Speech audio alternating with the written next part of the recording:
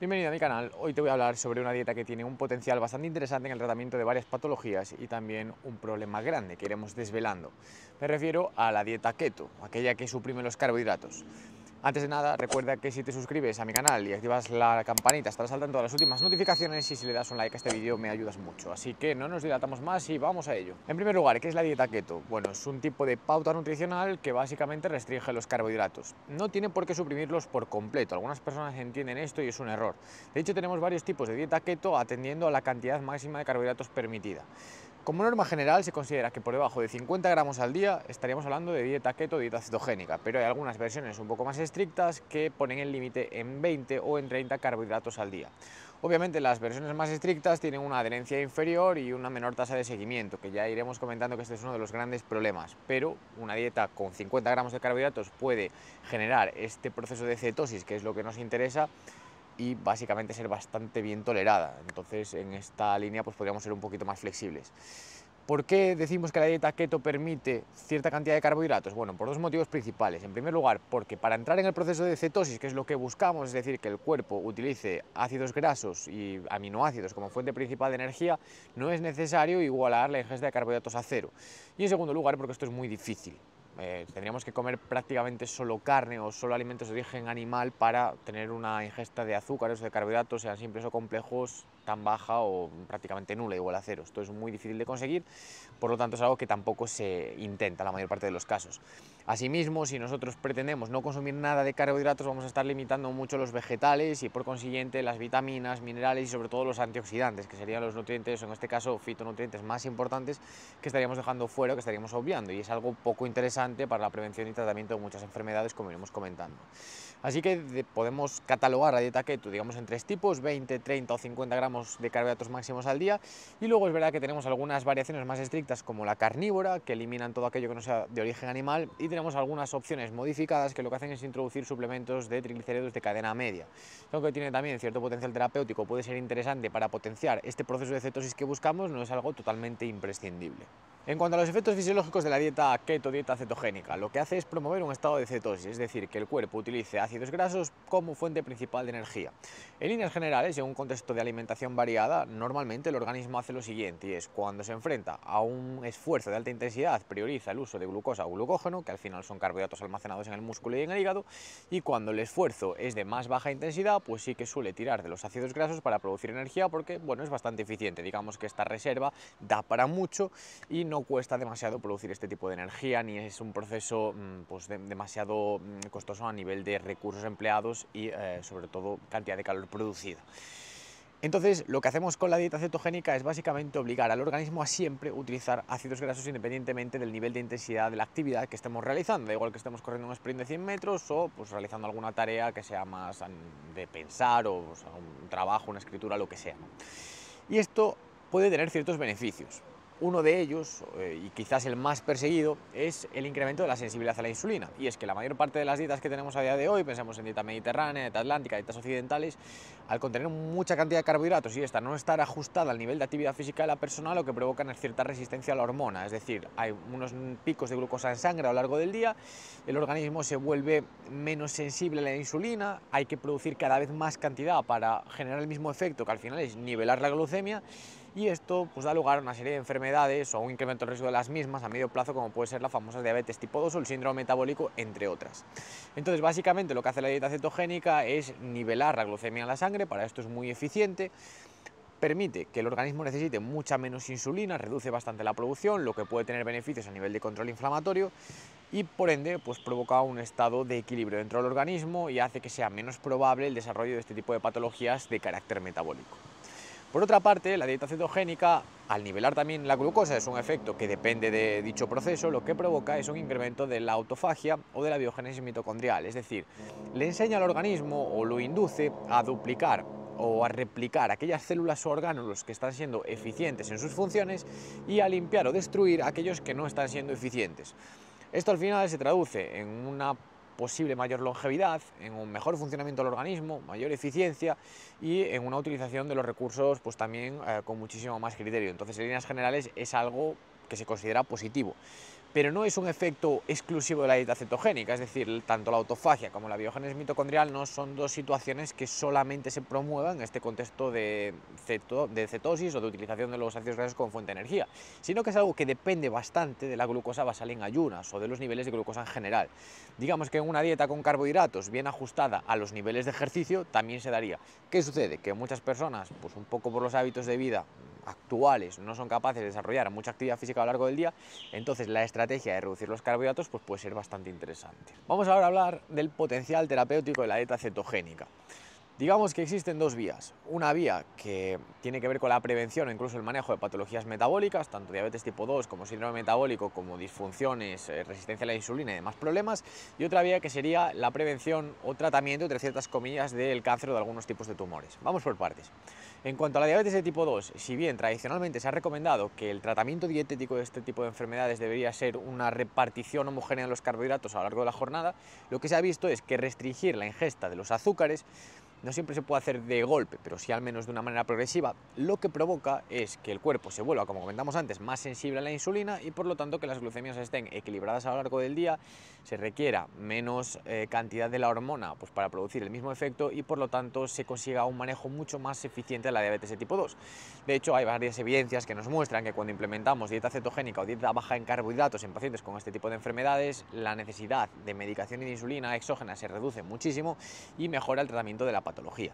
Incluso se puede llegar a revertir. Tradicionalmente se consideraba la diabetes de tipo 2 como una enfermedad crónica, es decir, que tenía principio pero no tenía fin, y actualmente se sabe que se puede curar o que se puede revertir, sobre todo cuando se cogen los primeros pasos de la misma. Obviamente esto es algo que va a depender mucho del control dietético y sobre todo de la actividad física. Mejorar el estado de composición corporal va a ser totalmente determinante. Pero bueno, digamos que restringir los carbohidratos o la dieta cetogénica puede ser una herramienta, una palanca bastante eficiente para el manejo. Y luego tenemos el tratamiento del cáncer o la prevención. Y es que tenemos algunos tipos de tumores que son los denominados glucodependientes. ¿Qué quiere decir? Que necesitan una gran cantidad de glucosa para subsistir. Entonces, si nosotros lo que hacemos es limitar la disponibilidad de glucosa de las células tumorales, lo que estamos provocando es un retraso en el crecimiento de las mismas o incluso una muerte. Aquí va a depender también del funcionamiento del sistema inmune, de las características de la persona y demás, y de la diferenciación del tumor, por supuesto. Pero hay bastantes estudios que muestran que la aplicación de una dieta cetogénica en ciertos tipos de tumores o masas malignas lo que provoca es una reversión del proceso, un retraso en el crecimiento o por lo menos un manejo más sencillo o incluso una respuesta más eficiente a la medicación. Por lo tanto, es una estrategia que es bastante interesante. Entonces, hay que destacar que tampoco es aplicable a todos los casos. ¿Por qué? Porque muchas veces los procesos tumorales cursan con caquexia, que es una destrucción importante de la masa muscular. En este caso, la dieta cetogénica podría incluso llegar a promocionar esta caquexia, sobre todo cuando no está bien planteada y no se consideraría positivo. Pero en muchas situaciones, y obviamente con la supervisión de un especialista, el hecho de restringir los carbohidratos puede ser eficiente para evitar la progresión del tumor. Y es que aquí hay que hacer referencia a un proceso conocido como efecto Warburg, que es algo que se descubrió ya hace unas cuantas décadas, y es que en el contexto tumoral lo que sucede es que el tumor utiliza casi toda la glucosa disponible para su crecimiento, es decir, limita el acceso a la glucosa por parte de otros tejidos o células del cuerpo para acaparar toda esa cantidad de carbohidratos y usarlas a su favor, que es algo que a nosotros como sujetos no nos interesa nada porque al final estaría promocionando el crecimiento tumoral.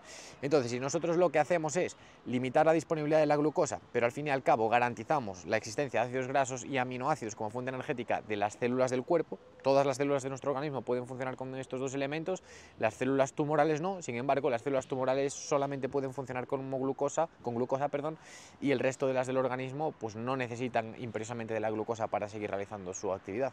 Entonces podría ser una estrategia bastante interesante para de este modo tener un buen manejo y control.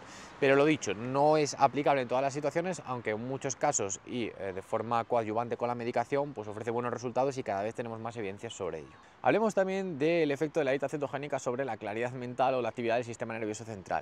Aquí lo que debemos de destacar también es que tradicionalmente se pensaba que la glucosa era el combustible principal de las células de nuestro cerebro, de las neuronas, y con el paso de los años se descubrió que no, que estas pueden funcionar con elementos como el hidroximetilbutirato o con los cuerpos cetónicos en general. Entonces, la cetosis como tal produce unos subproductos de desecho, unos metabolitos que serían cuerpos cetónicos que pueden ser empleados por el cerebro y por las células del sistema nervioso central para desarrollar su actividad.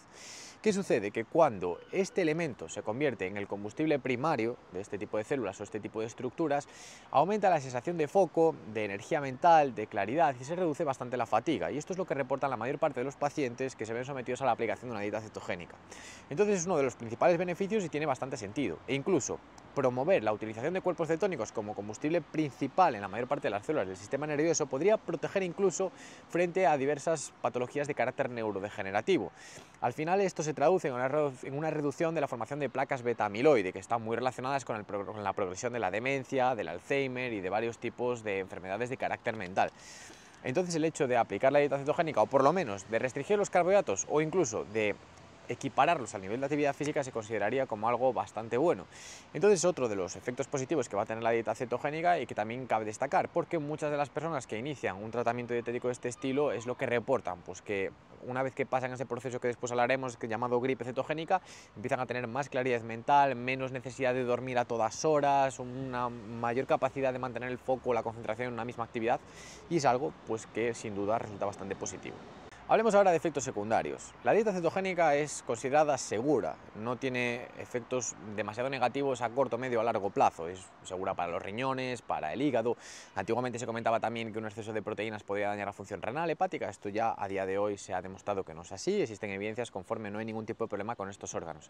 Pero sí que es verdad que la dieta cetogénica tiene dos problemas grandes. El primero de ellos es la adherencia, y es que al final es una dieta restrictiva que saca de la ecuación una gran cantidad de alimentos diferentes, que pues cuentan con una concentración elevada de carbohidratos, como pueden ser algunos tipos de vegetales, las frutas, los cereales, ciertos tipos de semillas, de granos, y por lo tanto convierte a la pauta en bastante más monótona y bastante más aburrida. Hay personas que no la soportan durante mucho tiempo. Digamos que la mayor parte de los casos de abandono es por este motivo. Al final una dieta es buena cuando genera una adherencia adecuada. La dieta cetogénica no es capaz en la mayoría de los casos de generar una adherencia a muy largo plazo o a largo plazo. Al cabo de 3, 4, 12, 24 meses la persona termina abandonándola. Este sería el primer problema. Y el segundo problema es lo que denominamos gripe cetogénica, y es que cuando nosotros pasamos de una dieta omnívora, de una dieta pues con todo tipo de elementos en su interior, variada, balanceada, con carbohidratos, a una dieta cetogénica, durante los primeros días, a través de los cuales el organismo se acostumbra a dejar de utilizar glucosa como combustible principal y a empezar a emplear los ácidos grasos y los aminoácidos, el cuerpo experimenta una serie de síntomas parecidos a los de la gripe, de aquí que tenga el nombre de gripe cetogénica, como puede ser pues incluso un poquito de fiebre, algunos mareos, debilidad, cierta fatiga, inapetencia, hasta falta de apetito, incluso en los casos más extremos puede cursar con vómitos, náuseas o diarrea. Esto no quiere decir que la dieta cetogénica sea maligna o que esté generando algún efecto nocivo sobre el organismo, simplemente es un proceso de adaptación. Pasado este periodo, normalmente dura unos 5 o 7 días, esta sintomatología se reduce y ya empiezan a experimentar los beneficios. También es cierto que hay algunas maneras de limitar el impacto de esta gripe cetogénica, y es una introducción progresiva. Normalmente la aplicación de la dieta cetogénica es bastante brusca, es decir, se pasa a una dieta mediterránea, atlántica, variada, a directamente colocar los carbohidratos por debajo de 50 gramos al día. Y esto provoca que la sintomatología de la gripe pues, sea bastante mayor. Si lo que se hace es una reducción progresiva, pues de la siguiente forma: primero se comienza eliminando los carbohidratos de las cenas, luego las meriendas, luego las comidas y finalmente se retiran o se limitan en el desayuno, lo que vamos a provocar es una cetosis un poquito más gradual y por lo tanto que pues todo esto que comentamos sea más paulatino, no sea algo tan brusco, y pasados esos 5 o 7 días, desde el momento en el que realmente estamos empezando a entrar en una cetosis más consolidada y más seria, pues ya van a desaparecer y no va a haber demasiado problema. Entonces digamos que normalmente la gripe cetogénica es un problema de aplicación, pero bueno, en algunas personas, porque es algo bastante individual, puede llegar a resultar molesto y también condiciona una vez más la adherencia. Por lo tanto, la dieta cetogénica es un recurso dietético bastante interesante que puede ser eficiente en el manejo de algunas patologías crónicas o incluso en su prevención. El hecho de restringir los carbohidratos parcialmente, o por lo menos adaptarlos al nivel de actividad física, tiene todo el sentido del mundo sin llegar a una situación de cetosis. Con esto estoy totalmente de acuerdo y no me cabe ningún tipo de duda, pero la aplicación de la dieta cetogénica como tal, estricta, suele tener un problema de adherencia bastante grande. Por lo tanto, no todas las personas la aceptan bien y no en todos los casos pues termina siendo una estrategia del todo victoriosa. No obstante, lo dicho, no genera efectos secundarios o no es nociva en la mayor parte de los casos, sí que no está recomendada en contextos deportivos, al menos no en la mayoría de los atletas, y es una herramienta que debemos de tener en cuenta porque cada día cuenta con más evidencias y tiene sentido, sobre todo en el caso de algunos pacientes medicados, en el control de algunas patologías crónicas y demás. Recuerda que si te ha gustado este vídeo te puedes suscribir a mi canal, dale like a este vídeo porque de esta manera me apoyas mucho, me sigues ayudando a crear esta clase de contenido. Así que espero que te haya resultado útil, que te haya parecido interesante y nos veremos en próximos episodios.